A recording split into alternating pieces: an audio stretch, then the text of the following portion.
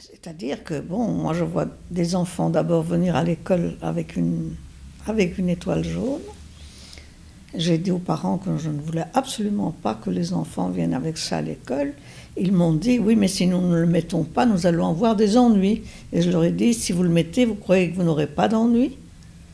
Et puis, vous savez, ça a duré quelques jours, et puis les enfants ne sont plus venus à l'école. Et quand j'allais sonner à la maison pour savoir pourquoi l'enfant n'était pas venu à l'école, on me répondait qu'ils avaient été arrêtés par la Gestapo. Et je ne comprenais pas qu'on arrête des enfants. Un petit qui m'a dit, Mademoiselle André, je suis juif et tu ne dois le dire à personne.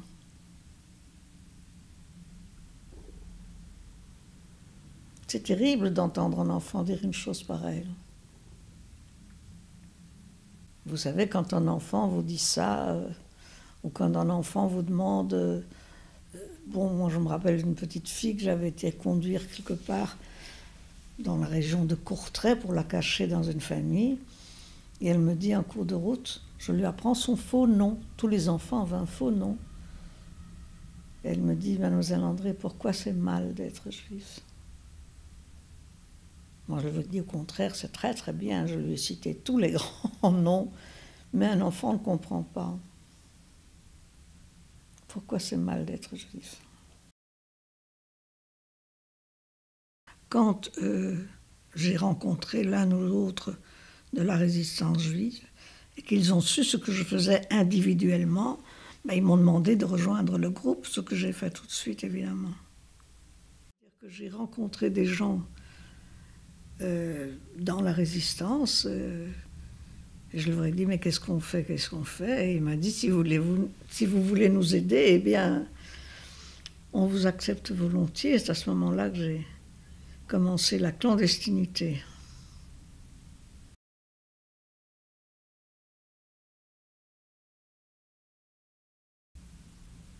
Vous savez, la clandestinité, c'est quelque chose... On ne parle pas beaucoup, on ne raconte pas beaucoup. On changeait de nom d'abord. On avait des faux papiers. On ne pouvait dire à personne n'aime pas ses parents. Mes parents ne savaient pas ce que je faisais, ni où j'habitais. C'est ça la clandestinité. Mes parents d'abord ne savaient rien. Ils n'étaient pas politiquement engagés. Non. Non. Mon père, c'est d'ailleurs, je fais beaucoup de soucis pendant la guerre parce qu'il ne savait jamais ni où j'étais, ni où j'habitais, ni quel était mon numéro de téléphone. Il disait à ma mère, mais qu'est-ce qu'elle nous fabrique? Et après, quand il a su, il était très content, évidemment. Et je ne portais jamais aucune adresse sur moi. Ou je la prenais par cœur, ou je la mettais en dessous de la semelle de ma chaussure, mais jamais d'écrit. On ne connaissait pas les vrais noms ni les adresses. Moi, j'ai travaillé pendant toute la guerre avec des gens dont je ne connaissais pas ni le nom ni l'adresse, et on n'avait pas le droit de se voir dans un lieu public. C'était toujours la salle d'attente d'un médecin ou la salle d'attente dans un hôpital, mais jamais un lieu public.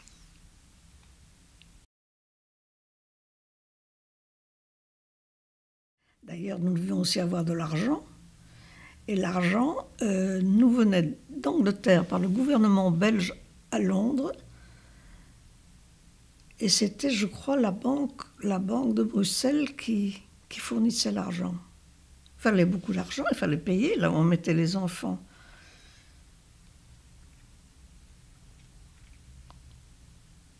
Il ne faut pas oublier que c'était la guerre et qu'un tout petit pain comme ça, je me rappelle, un tout petit pain comme ça coûtait 100 francs.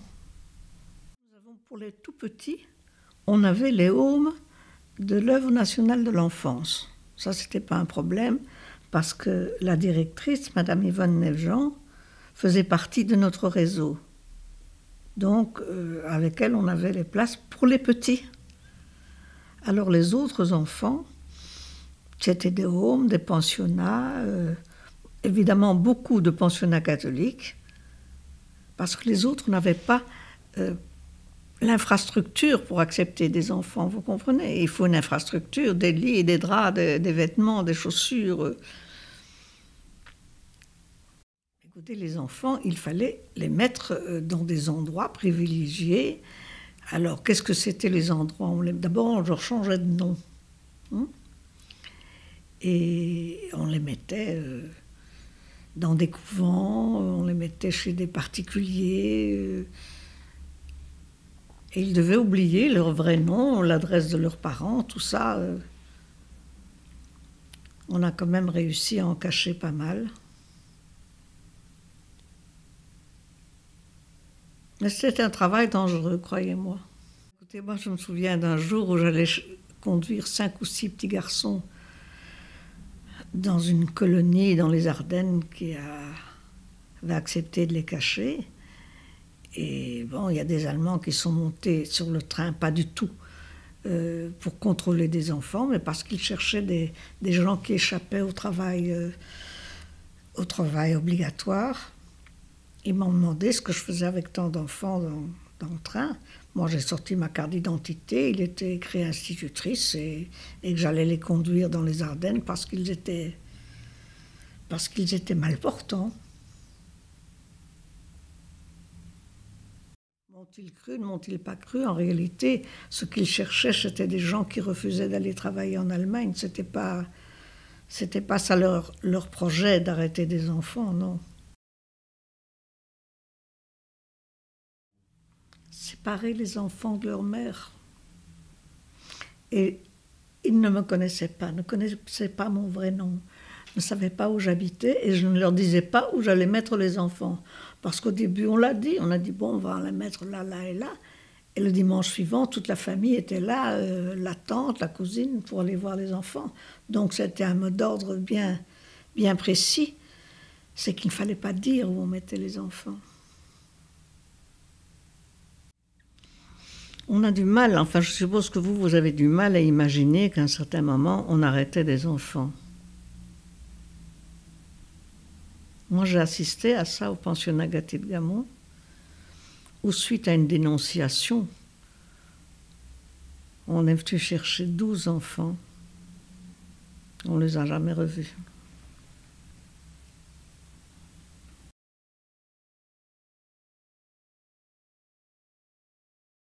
Les Allemands sont entrés avec des espèces de grandes torches qu'ils vous ont mis dans le visage. Bon, habillez-vous. Ils n'étaient pas tendres, ça je peux vous dire. Il y a des enfants qui voulaient sauter par la fenêtre. Ils ont été emmenés. Et ce qui me fait dire, c'est que c'était une dénonciation, c'est que les enfants de ce pensionnat qui n'étaient pas juifs étaient rentrés dans leur famille. Donc, ils ont choisi une date où il n'y aurait dans ce pensionnat, il n'y aurait plus que des enfants juifs. Moi, je pense toujours que c'est des parents, peut-être, d'un autre enfant qui n'était pas juif et qui trouvaient que ces enfants juifs mettaient leur propre enfant en danger. Je pense que c'est ça qu'il y a dû y avoir. Mais la directrice de ce pensionnat a été arrêtée, son mari aussi, alors qu'il n'était pas le directeur du pensionnat. Elle a été déportée, n'est jamais rentrée de déportation. Il y a des gens qui ont perdu la vie pour avoir voulu sauver la vie d'enfants.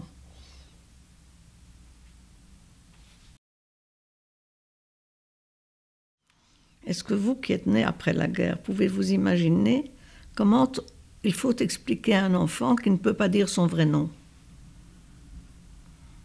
Bon, parce que la plupart s'appelaient Esther ou Judith ou je ne sais pas quoi, et on leur donnait de toute manière un faux nom. Alors pendant le trajet en train, je leur expliquais. Et alors, un jour, une dame a demandé « Et comment tu t'appelles, ma petite fille ?» Et alors la petite m'a dit « Je dois dire le vrai nom ou le faux ?» Les enfants ne comprenaient pas. Les enfants disaient « Pourquoi je ne peux pas dire que je m'appelle Esther? C'est le nom de ma grand-mère, c'est un beau nom. Pourquoi je dois changer de nom ?» Les enfants étaient en réalité très, très révoltés de cette situation. Mais ils ont gardé, après la guerre, de très bons contacts avec les familles où ils ont été cachés. Pour certains qui ont eu les enfants très petits, ça a même été des drames. Quand vous avez pris un enfant, quand il avait 8 ou 15 jours, moi j'étais conduire des enfants directement de la maternité dans des familles, et que vous devez les rendre des années après, c'est des drames. Hein. Pas partout. Je vois cet après-midi d'ailleurs un de mes garçons, la mère, quand elle a été rechercher son bébé qu'elle avait mis dans une famille, ou que nous avions mis dans une famille, la maman adoptive a beaucoup pleuré. Et alors la maman a dit, écoutez, nous allons faire un pacte. Il viendra 8 jours chez vous et 8 jours chez moi. Et un week-end sur 2 chez vous et un week-end sur 2 chez moi. Et ça s'est en général très bien passé. C'est terrible de penser que des enfants devaient se cacher pour survivre. Vous ne trouvez pas? Et les enfants savaient, il ne faut pas croire que les enfants ne savaient pas. Hein. Ils savaient très très bien. Sauf évidemment les nouveau-nés, parce que j'ai été chercher des enfants à la maternité. Et je me rappelle qu'il n'y avait pas ni de lanche, ni de rien du tout. On les enveloppait dans un manteau. Et alors la mère nous demandait, évidemment, on allait le mettre, mais on n'avait pas le droit de le dire. Ça, c'était, je trouve, dans mon travail, la chose la plus difficile, c'est qu'on ne pouvait pas dire aux mamans où on allait cacher leur enfant. Alors elle me disait, mais on ne vous connaît pas, on ne vous a jamais vu, vous venez prendre l'enfant, vous ne voulez pas nous dire où il est. Je dis non, vous le saurez à temps. Mais tous les enfants n'ont pas retrouvé leurs parents, il ne faut pas oublier ça non plus. Hein. Quand la guerre était finie, les parents, pour beaucoup, avaient disparu. Quand on a commencé à mettre des étoiles aux enfants sur leurs vêtements, qu'ils venaient à l'école en serrant leur cartable comme ça sur leur poitrine pour qu'on ne voit pas leur étoile. Vous êtes né après la guerre, vous pouvez vous imaginer qu'il y a eu une période comme ça, c'est difficile. Hein. C'est difficile.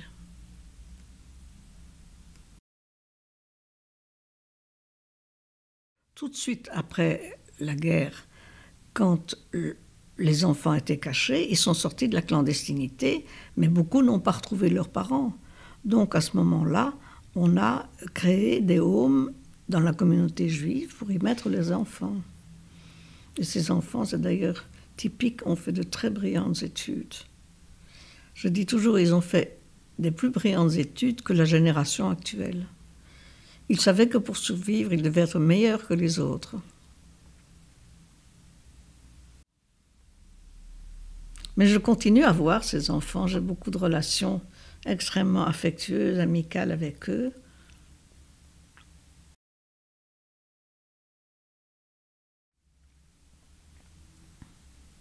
Je pense que la conscience de l'injustice, c'est quelque chose qui vient très tôt. On l'a ou on l'a pas. J'ai été, comment dirais-je, donc comment vous expliquer ça, éduquée politiquement très jeune. C'est-à-dire que moi, par exemple, pendant la guerre d'Espagne, donc c'est en 1936, j'ai 15 ans, et je participe à des colis que nous faisons pour envoyer aux républicains, pour les enfants des républicains espagnols. Mais nous avions des professeurs qui étaient très courageux. Moi, je me rappelle que je vais être en 6e latine au moment de la guerre d'Espagne et que le prof de latin descendait une carte de géographie et nous montrait où se trouvaient les républicains par rapport aux franquistes. Elle nous montrait ça sur la carte. On n'oserait pas faire ça aujourd'hui. Hein. Je crois pas.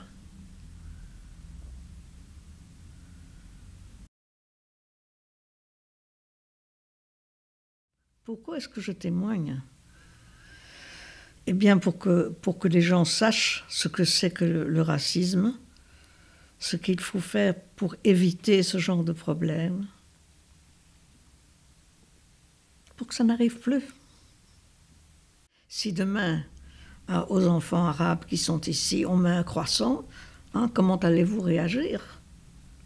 Il faut bien vous imaginer ce que c'est pour un enfant d'être discriminé comme ça. Il faut espérer que tout ça ne se reproduise pas.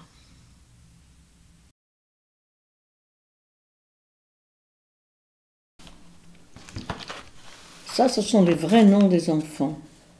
Et chaque enfant avait un numéro de code. Ce sont donc leurs noms exacts. Et alors, quand ceci, c'est la liste avec les institutions où étaient cachés les enfants, et à côté étaient ici les vrais noms des enfants avec leur numéro de code.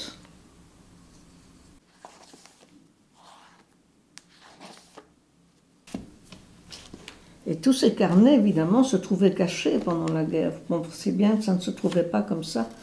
On avait un coffre-fort où tout ça a été mis.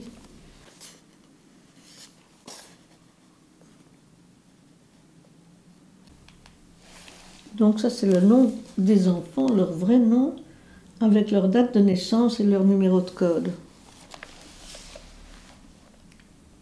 Et ça, c'est le numéro de code des institutions. Et alors, sous le numéro de code des institutions, on retrouve le numéro de code des enfants avec leur faux nom.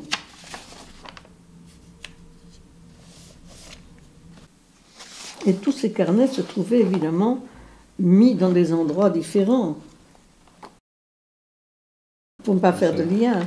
Hein? Mais il y avait donc un carnet avec les vrais noms, un carnet avec les institutions où étaient les enfants, un carnet où il y avait les adresses des enfants. Vous voyez, tout ça leur identité était répartie dans plusieurs carnets. 2012. J'aurai 91. Je suis née en 21.